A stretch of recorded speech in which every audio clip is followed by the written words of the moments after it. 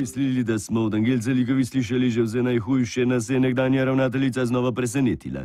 Ta teden je namreč išel njen glasbeni prvenec s provokativnim naslovom Prepusti se. Predstavila ga je v Škofji Loki pred svojimi najzvestejšimi oboževalci, ki jih je presenetila s posebnim živim nastopom.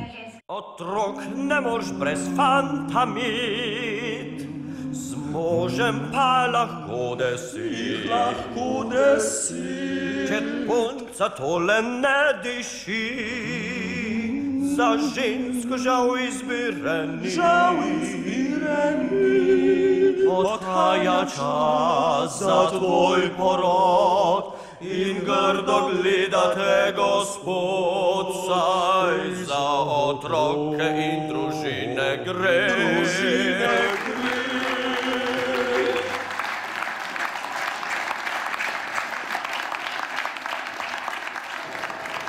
Vsi zaenkrat računajo, da bo 100% prvo mesto.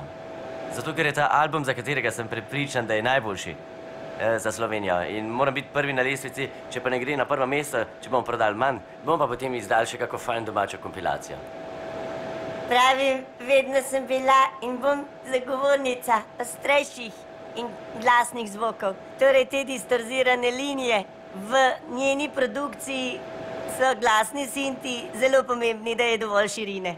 Jaz pa z dušo in srcem živim za to glasbo, ker je edina glasba do zdaj po 25 letih v Sloveniji, ki je glasno naštelana, da razbija lahko vsake zvočnike, je narejena za mlade, kot da važen, da žge.